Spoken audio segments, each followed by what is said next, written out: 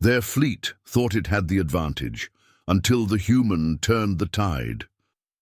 The bait, the Meridian's Edge, drifted silently through the Nabari expanse, its hull scarred by countless encounters with hostile forces. To any observer, it appeared to be just another aging human freighter, desperately trying to avoid the inevitable. The ship's energy signature was weak, its weapon systems seemingly offline, and its course erratic, all signs of a vessel in distress.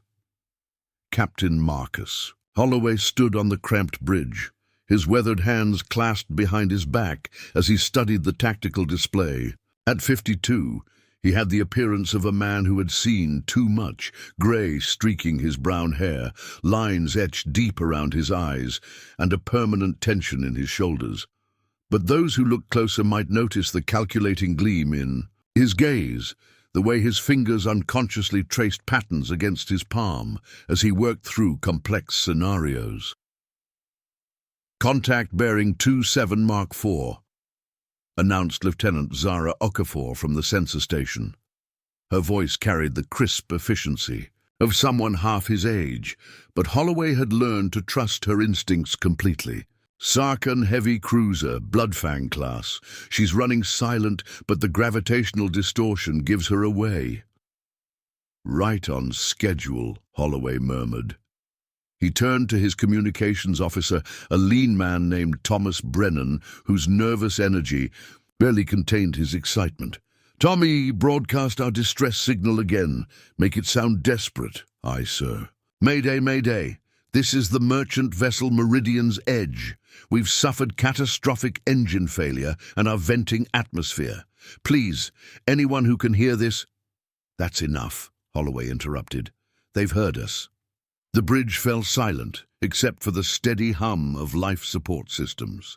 Through the viewports, the Nabari expanse stretched endlessly, its purple and gold gases swirling in cosmic winds that had blown for millennia.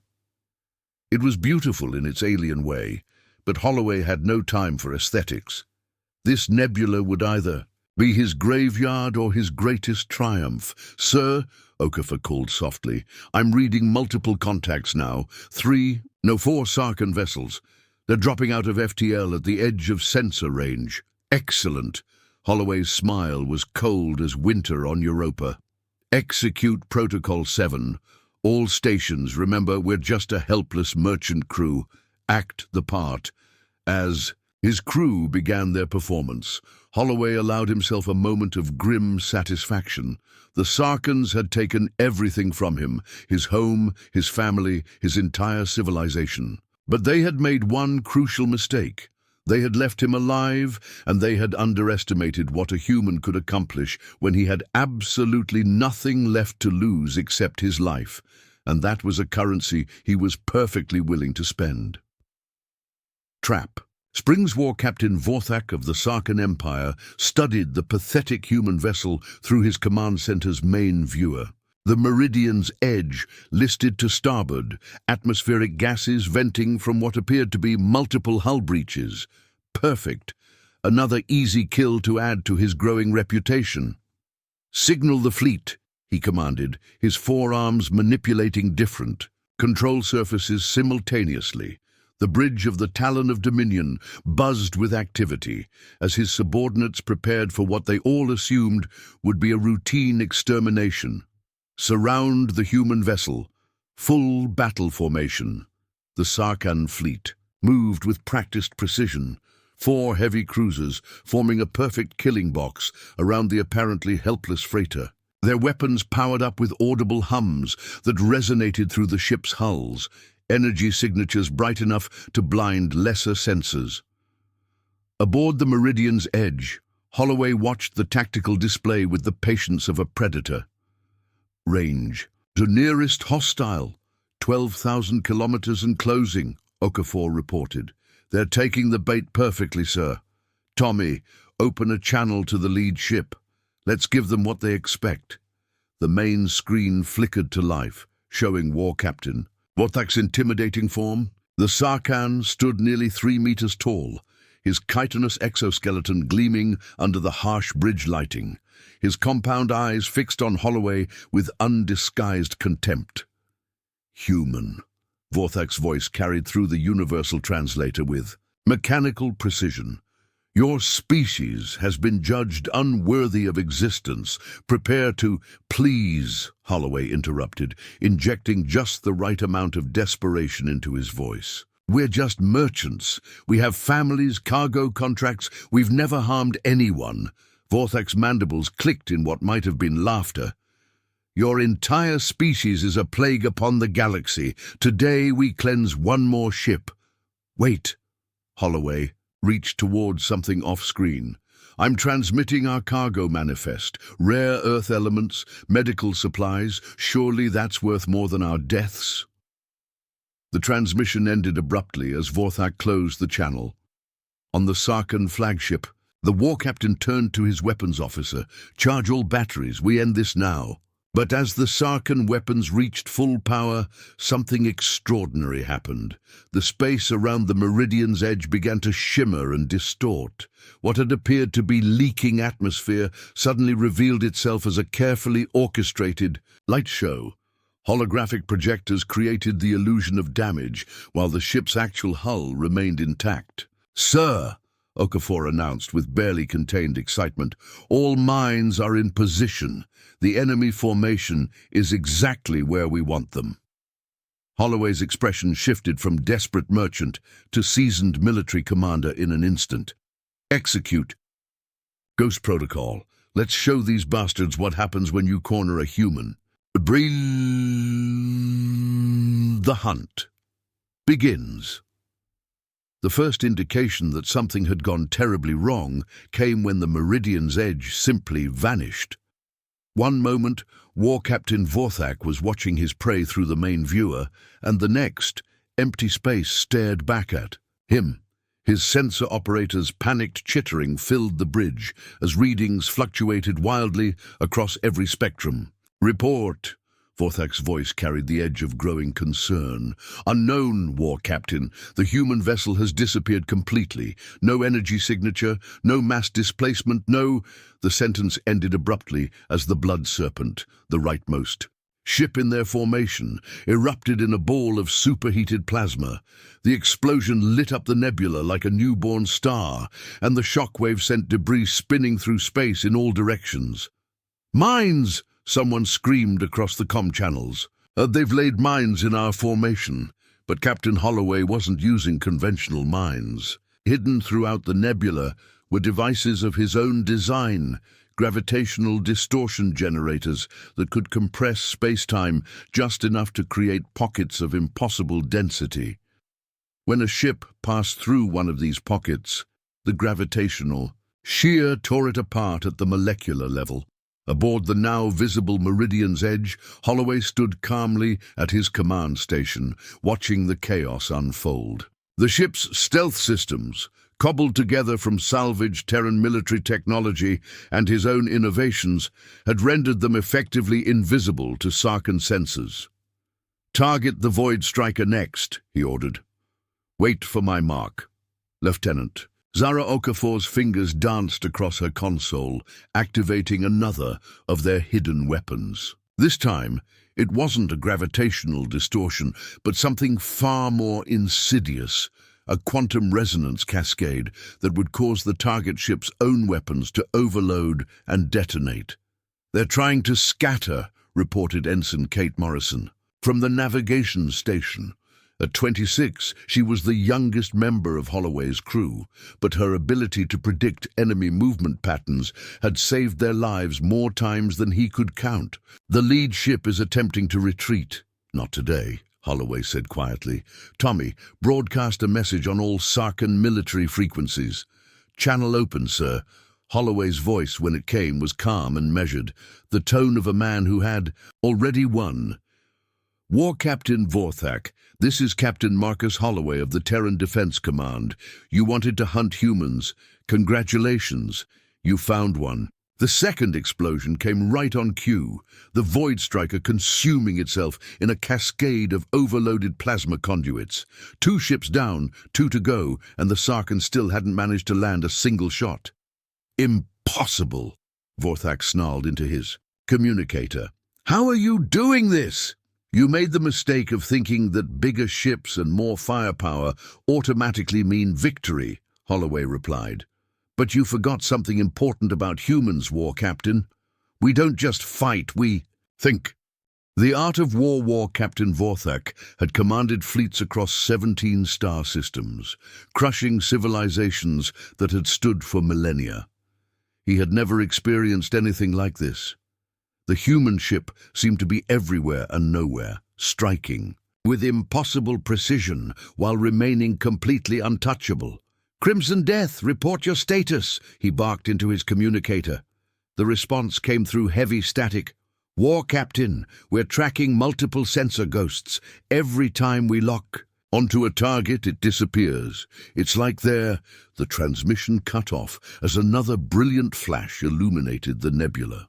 The Crimson Death had fallen victim to Holloway's third trap, a network of sensor echoes that had lured the ship directly into the path of a collapsed micro-wormhole.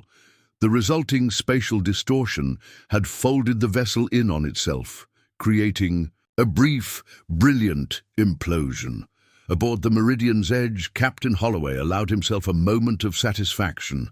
3 enemy vessels destroyed, and they still believed they were fighting a single, small freighter. The truth was far more complex. "Kate, status on the drone network?" Ensign Morrison consulted her displays. "All 47 units are active and transmitting false sensor data. The remaining Sarkin ship is completely blind to our actual position." Holloway nodded. The drones were another of his innovations. Tiny robotic units that could mimic the sensor signature of a full-sized vessel. While the Sarkans were chasing shadows, his real ship could position itself anywhere in the battle space with complete impunity. "Sir," Okafor called from her station, "the flagship is attempting to flee. They're charging their FTL drive." "Let them run," Holloway said, then smiled coldly. "For about 30 seconds. He had planned for this contingency as well. Hidden among the debris of the first destroyed ship were quantum inhibitors, devices that would prevent any vessel within a 50,000-kilometer radius from engaging faster-than-light travel. The Sarkans were trapped, though they didn't know it yet. "Tommy, open another channel to their War Captain." The screen flickered to life, showing Vorthak's increasingly desperate face.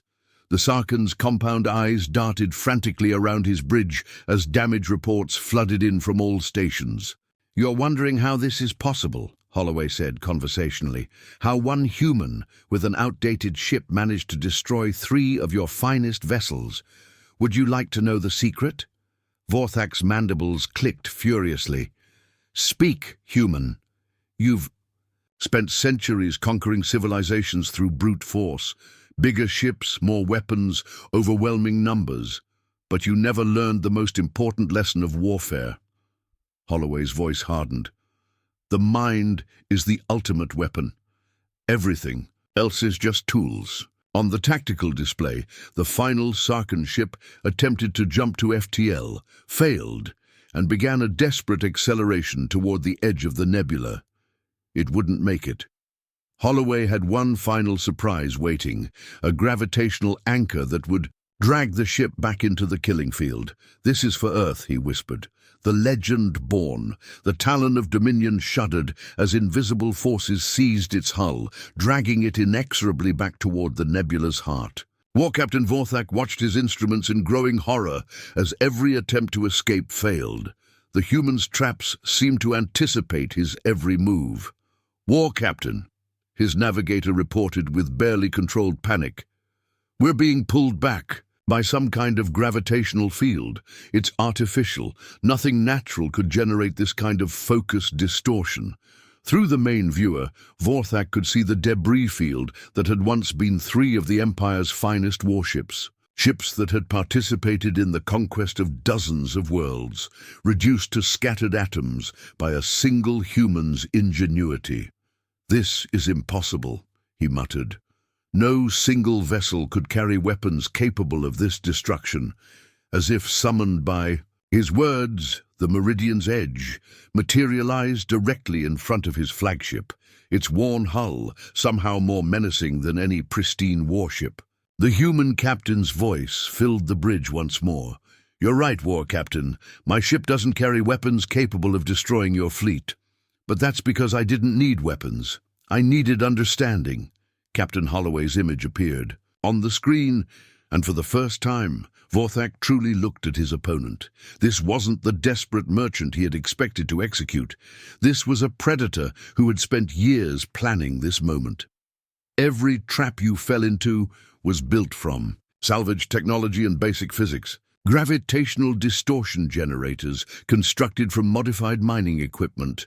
Quantum resonance cascades triggered by your own weapon frequencies. Holographic drones assembled from commercial entertainment systems. Holloway's smile was cold as deep space. "The galaxy is full of tools, War Captain. You just need to know how to use them." The final trap activated with surgical precision. Rather than destroying the Sarkhan flagship outright, Holloway had designed something far more elegant, a series of controlled gravitational pulses that would disable the ship's primary systems while leaving life support intact. The crew would survive, scared, humiliated, but alive to carry word of what had happened. "Your empire believes that might makes right," Holloway continued as Sarkhan systems failed one by one. "But today, you learned that intelligence trumps brute force every time. Your ship will be found by your own people in approximately 6 hours. When they ask what happened here, tell them the truth." Vorthak's voice was barely a whisper. "What truth? That you encountered a human with nothing left to lose, and that humanity is far from extinct." The transmission ended, and the Meridian's edge vanished once more into the nebula's swirling depths. Within hours, the story would spread across Sarkhan space. A single human had destroyed an entire battle group using nothing but cunning and determination. In the months that followed, the name Marcus Holloway became legend. Resistance movements across the galaxy took inspiration from his victory. The Sarkhan Empire, for the first time in centuries, began to question whether their reign of terror was truly unstoppable. And somewhere in the vast darkness between the stars, aboard a ship that should have been obsolete decades ago, Captain Holloway continued his private war, one brilliant tactical victory at a time. The tide had turned. Humanity's greatest weapon had always been the human mind, and the galaxy was about to remember why that made them so dangerous.